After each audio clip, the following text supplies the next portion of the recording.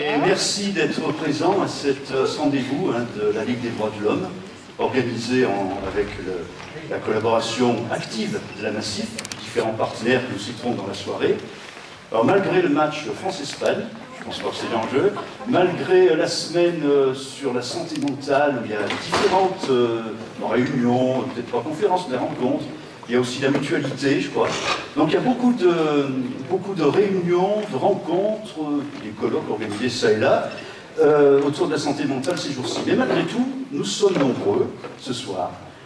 Et la soirée donc, est consacrée à ce que je pourrais appeler une tentative de décryptage de la question de l'accès aux soins pour des personnes en grande difficulté. Alors, personnes en grande difficulté, là aussi, qu'est-ce que c'est? On ne peut pas ni faire une liste exhaustive des situations.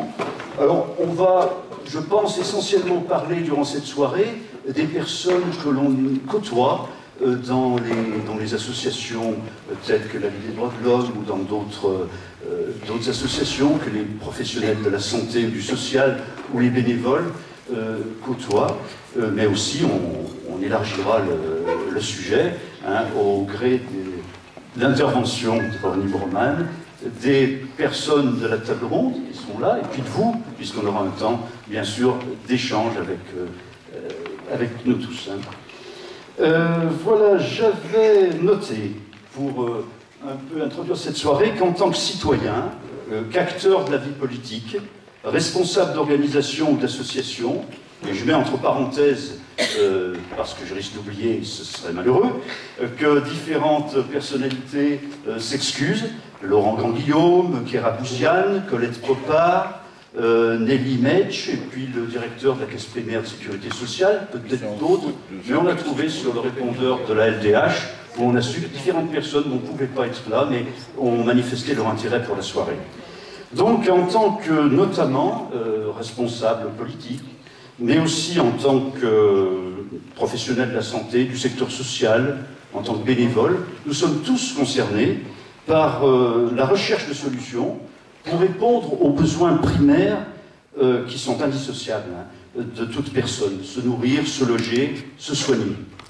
Et pour nous positionner au mieux en connaissance de cause face aux dispositifs mis en place, compte tenu des situations que nous rencontrons, des éclairages nous sont nécessaires. On connaît tous des choses, mais il y a plein de choses qu'on a à apprendre les uns des autres. Tel est l'objectif de notre rencontre, et ça peut être aussi une prise de recul dans le quotidien de la relation d'aide, puisque sous des formes diverses, beaucoup de personnes sont engagées dans la relation d'aide. Alors après une courte projection de vidéos témoignages, nous aurons la chance de bénéficier de l'intervention de Ronnie Broman, qui n'est pas besoin de présenter, et que je remercie au nom de nous tous d'avoir répondu à notre sollicitation. Et puis après Ronnie Broman suivra une table ronde, enfin bon, on dit table ronde, n'est-ce pas? Ce sera, les personnes seront là, réunies, des professionnels et des bénévoles qui ont bien voulu partager notre expérience. Bon, c'est un peu un concours de circonstances, de rencontres qui fait qu'on a sollicité telle ou telle personne. Ça pourrait être bien d'autres, mais voilà.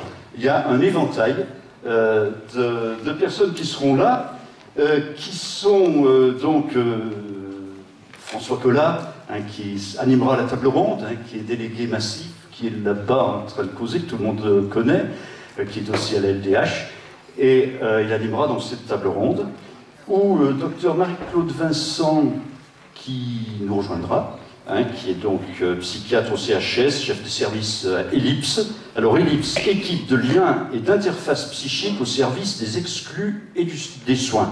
Des exclus de soins, pardon. Une personne, Alexandra Albévec, s'excuse pour des raisons vraiment personnelles, ne peut pas, l'urgence familiale, être présente ce soir. C'est une infirmière association STAT. Mais il y aura une éducatrice spécialisée et une assistante sociale du centre provisoire d'hébergement des réfugiés de la Croix-Rouge à Quetigny, donc Hélène Cohen et Anne-Sophie Souladiou, qui sont ici. Et puis Paul Plane, délégué massif mutualité, administrateur de la mutualité française bourguignonne, a accepté aussi de nous rejoindre pour cette table ronde. Voilà, puis après, donc un temps de questions, d'échanges, on se passera les micros. Et puis, voilà, nous conclurons la soirée tranquillement, en espérant que tous ces éclairages susciteront des questions, peut-être lanceront d'autres pistes. Voilà, bien bonne soirée à tous. Et on laisse la parole à Ronnie Broman. On va organiser peut-être la table, mais avant, non, il y a la vidéo, j'allais trop vite, excusez-moi. La vidéo, je l'ai découverte hier. C'est parti. Bien, le sujet sur lequel les organisateurs de la conférence François Collin en particulier m'ont demandé d'intervenir, c'est le droit à la santé, sujet auquel j'ai évidemment réfléchi auparavant, mais que j'ai mis un peu en forme dans une perspective qui est pas exactement celle que vous abordez, celle dans l'esprit de laquelle vous abordez la question ce soir. Et j'étais un peu embarrassé quand je me suis aperçu que, en regardant le film que j'avais vu avant, qu'on m'avait envoyé, que j'ai vu donc hier ou avant-hier, ça n'est pas exactement sous cet angle-là que je vais aborder la chose, mais après tout, ça peut peut-être au contraire être un avantage, permettre de varier les angles, voire de croiser sous un angle qui n'est pas nécessairement attendu, les réflexions, les expériences que nous allons entendre ensuite. C'est plutôt sur une réflexion sur ce que l'on appelle droit à la santé que je voudrais me concentrer, en réfléchissant d'une part à ce que c'est que la santé, enfin, en proposant quelques tentatives de définition, et puis en examinant s'il s'agit effectivement d'un droit ou d'autre chose, l'autre chose étant, selon moi, l'enjeu de la réduction des inégalités, donc quelque chose qui est d'un ordre beaucoup plus politique. Les droits, évidemment, c'est quelque chose de politique, mais enfin, je dirais pourquoi il me semble que ce n'est pas, selon moi, la façon la plus productive, la plus constructive d'aborder la chose. Et commençons par constater, comme on le suggérait dans le film, que la santé est une préoccupation à la fois universelle et intemporelle.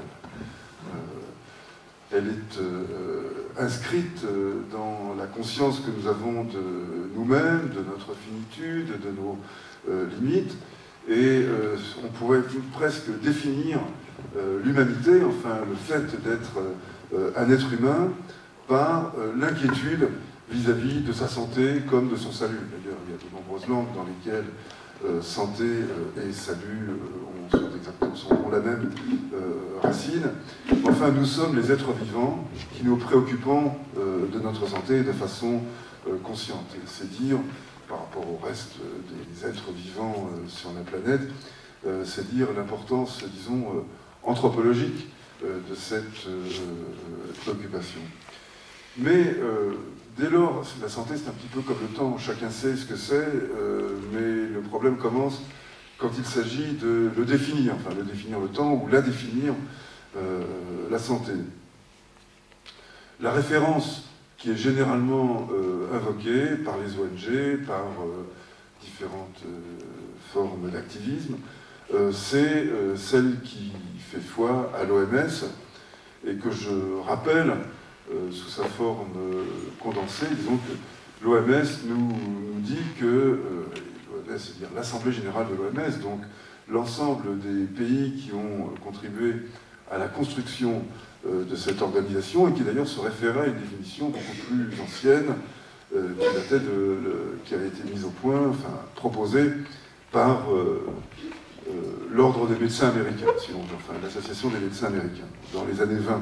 Donc tout ça est une vieille histoire qui correspond vraiment à une conception, disons, moderne ou peut-être moderniste de la santé. Alors la santé, selon l'OMS, ne se définit pas comme l'absence de maladie ou d'infirmité, mais comme un état de complet bien-être physique, psychologique et social. Je raccourcis, la définition se prolonge un petit peu en faisant référence à un ordre mondial qui doit être organisé de façon à se prêter à cette idée de la santé. Je donnerai simplement comme commentaire pour cette définition le fait qu'elle a pour avantage, elle a un aspect positif qui est de se référer très directement à l'environnement matériel et social et donc à son impact sur la santé, ce qui est en effet tout à fait judicieux.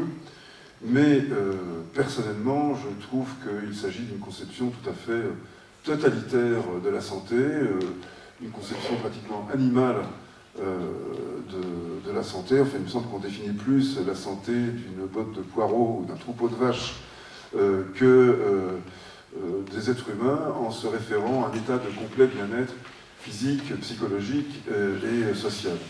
Et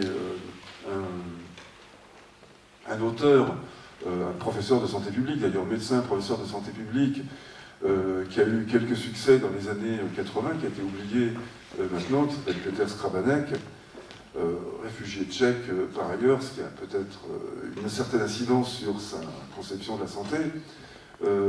Skrabanek disait assez plaisamment de cette définition qu'elle pouvait correspondre à deux types d'états intéressants mais assez fugitifs, qui étaient l'un l'orgasme et l'autre l'effet induit par l'injection intraveineuse de substances illicites, mais qu'en dehors de ces deux circonstances-là, on ne voit pas très bien en quoi cette description se rapportait à un état d'être humain. Nous sommes des êtres divisés, réflexifs, inquiets, angoissés, et en dehors de circonstances assez limitées et précises, eh bien c'est la condition humaine qui nous engage là, et cette définition étant tellement loin de ce que c'est que la condition d'être humain, elle me semble dans l'ensemble tout à fait inutile.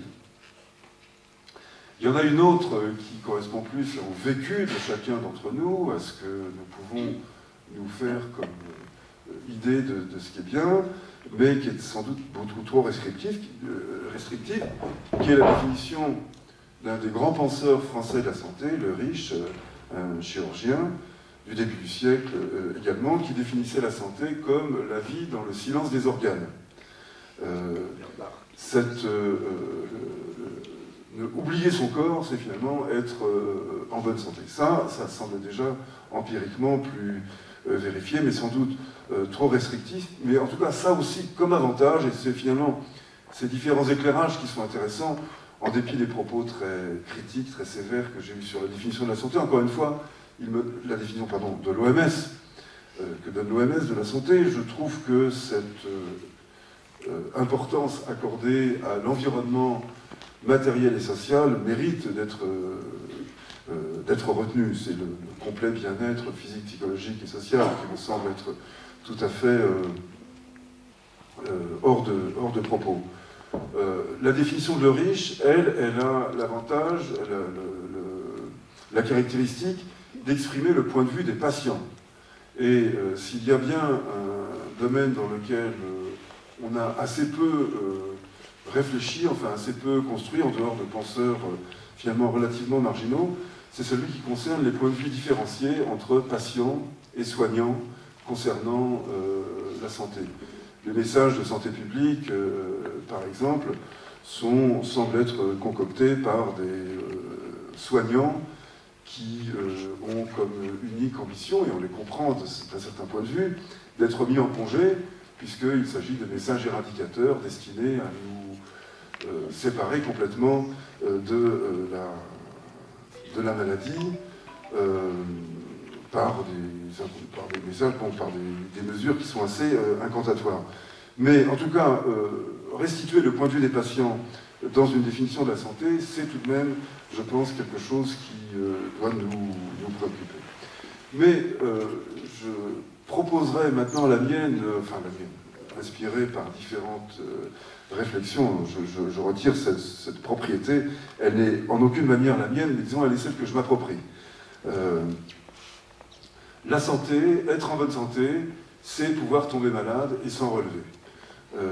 Il me semble que cette idée qui ramène la maladie dans la vie Et là, c'est pas seulement le médecin qui parle, c'est aussi l'être qui a dépassé la soixantaine et qui sait qu'il n'y a pas de vie sans maladie. D'ailleurs, quelqu'un qui atteindrait 60-70 ans et qui n'aurait jamais été malade, j'en connais un personnellement, je connais une personne comme ça, qui a attendu 80 ans pour développer un cancer de la prostate, mais avant, il n'avait jamais eu affaire à un médecin. Mais c'est d'une certaine manière une curiosité. Je ne dirais pas que c'est anormal, parce qu'il n'y a pas lieu d'être normatif, mais tout de même c'est intriguant. Ce devrait être un sujet d'étude pour les médecins. Et c'est pas de cette exception-là qu'on peut tirer une règle ou un aperçu plus général. Donc, pouvoir tomber malade et s'en relever, voilà qui, d'une certaine manière, rapatrie la maladie dans la vie, efface la distinction trop rigide entre santé et maladie, et nous rappelle que c'est dans le recours à un accès aux soins, lequel est forcément différencié selon le lieu et le moment dans lequel on se trouve. L'accès aux soins, il y a quelques dizaines d'années, n'était pas le même qu'il y a quelques centaines d'années, mais il y a toujours eu une forme d'accès aux soins, et c'est cette idée d'une certaine sécurité en rapport avec des attentes fondées, c'est-à-dire l'anxiété de tomber malade, de se fracturer quelque chose, d'avoir un accident, bref, d'avoir un pépin, et d'être à même d'avoir recours à un dispositif qui a un certain sens par rapport à ce que l'on est. Ce dispositif n'est pas le même quand on est au fin fond de la Chine ou d'un plateau andin, ou si on est ici à Dijon ou ailleurs. Donc il est variable, il est contextuel. Et c'est pour cela, c'est pour toutes ces raisons que présenter la question sous l'étiquette, sous le drapeau du droit à la santé me semble, disons, réducteur, voire trompeur, car la maladie n'est pas une violation d'un droit. Je sais bien que c'est pas exactement ce qui est suggéré, mais tout de même, on n'est pas loin de enfin, on est un peu dans ce registre. Quand on parle de droit à la santé, c'est déjà le droit à ne pas être malade. Personnellement, je pense qu'il faut aller jusqu'à transformer ce droit à la santé en un droit à la maladie. Et que finalement, retourner l'expression est peut-être plus éclairant. Avoir le droit d'être malade, c'est s'installer dans une certaine sécurité qui nous permet de nous dire qu'un accident de la vie n'est pas nécessairement fatal, mais qu'il est potentiellement suivi d'un redressement, d'un recours et d'un rapatriement, disons, dans la vie antérieure. Et donc c'est bien évidemment la question de l'accès aux soins qui est essentielle, et de ce point de vue-là, je crois que je croise tout à fait les préoccupations des organisateurs de cette soirée. Mais je voulais, dans un premier temps, établir une distinction de fond, et pas simplement rhétorique ou sémantique, une distinction de fond entre la perspective dans laquelle on peut placer l'accès aux soins du point de vue pratique, et cette perspective, disons, juridico-morale du droit, qui me semble être trop réductrice. Le deuxième point que je voudrais développer concerne ce qu'on appelle habituellement les déterminants de la santé.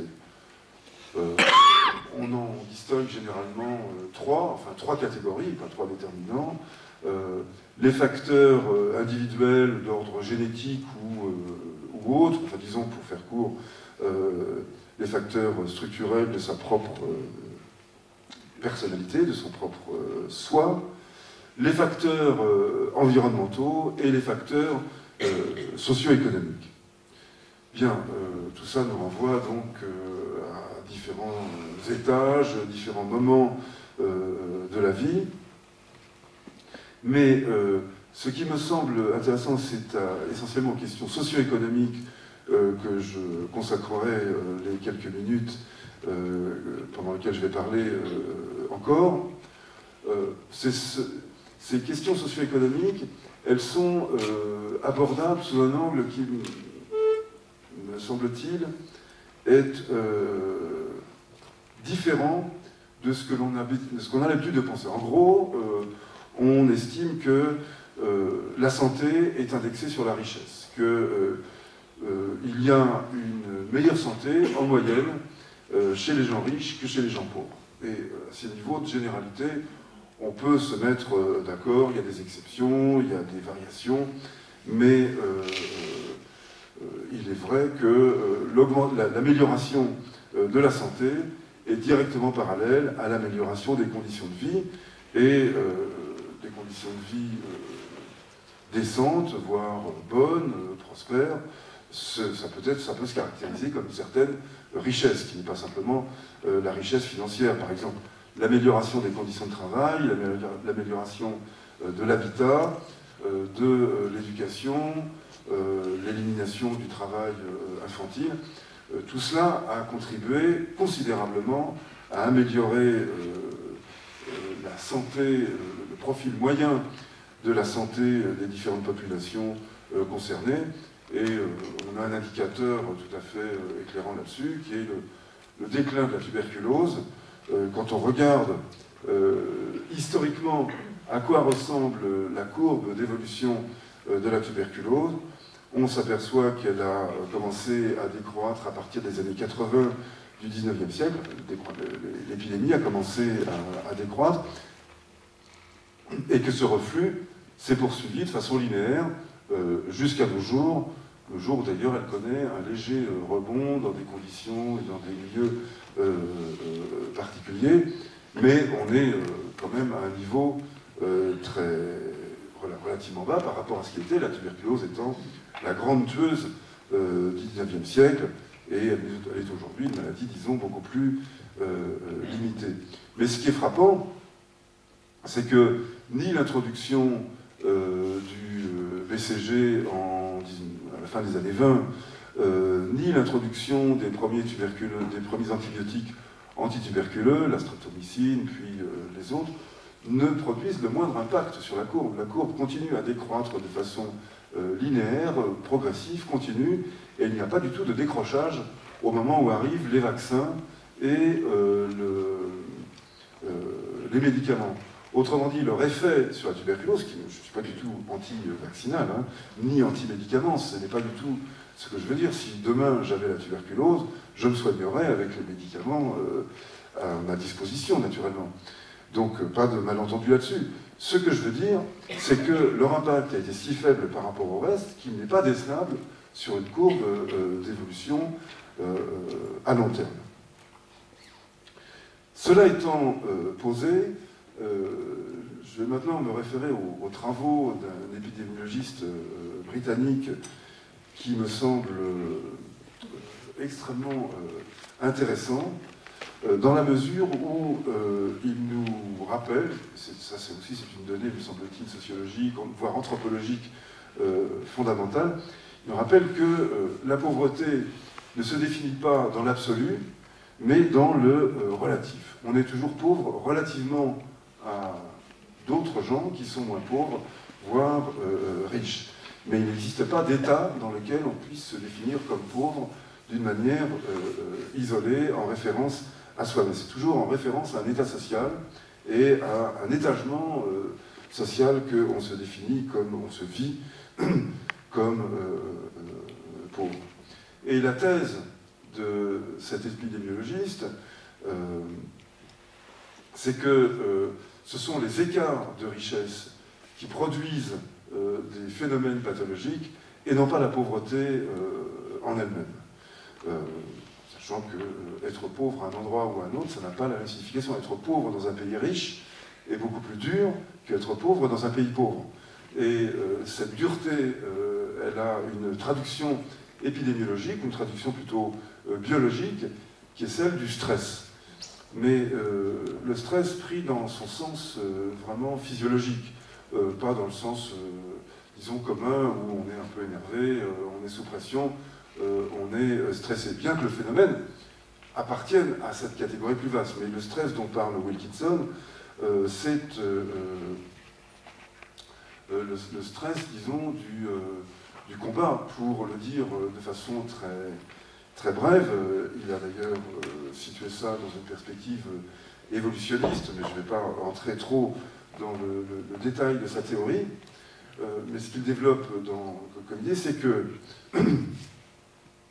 face à des situations d'agression, nous avons des mécanismes de réaction physiologique. Pour les collègues soignants qui sont ici, chacun le sait, c'est notamment l'augmentation du cortisol circulant. Et l'idée, c'est de mobiliser rapidement des réserves d'énergie pour combattre ou pour fuir. Dans le vocabulaire de Wilkinson, et on aime bien ça, on aime bien ces homophonies dans la langue anglaise, c'est fight or flight. Combattre ou le combat ou la fuite. Et c'était ce qui, dans une perspective évolutionniste, permettait à des êtres faibles comme nous, soit d'affronter un danger si on était en mesure de le faire, soit de l'éviter en partant. Il s'agissait donc d'une mobilisation d'énergie sur des phénomènes extrêmement brefs. Le combat ne dure pas longtemps, la fuite, une fois qu'on a échappé à son agresseur, elle ne dure pas longtemps non plus. Mais la caractéristique de cette mobilisation de moyens d'énergie, c'est qu'elle se fait au détriment d'autres, c'est une sorte de reconversion de nos ressources, reconversion progressive de nos ressources, dans la mesure où cette augmentation de la vigilance et de la mobilisation de l'énergie se fait au détriment des fonctions d'entretien qui sont mises en quelque sorte en sommeil pendant le temps où les autres sont mobilisés. Ces fonctions d'entretien, ce sont les fonctions d'immunité, de réparation de tissus, fonctions de croissance, etc. Autrement dit, et je reviens là à mon propos après avoir fait ce petit détour biologico-évolutionniste, ce que Wilkinson met en évidence, c'est que le stress chronique induit par des situations d'abaissement, de ressentiment, de sentiments d'injustice, de perception de soi comme étant abaissé, injustement écarté, enfin, tout ce que l'on peut imaginer comme ce que l'on décrit ou ce que l'on peut vivre comme stress au travail, ou stress chronique au travail, ou stress chronique dans la société. Donc ces situations d'anxiété ou de souffrance psychique chronique ont un prix sanitaire extrêmement élevé. Et on a bien trop tendance à négliger ces données. Par exemple, Wilkinson nous rappelle que, enfin, mis en évidence, mis en avant cette expérience très simple qui consiste à instiller un soluté nasal bourré de virus du rhume.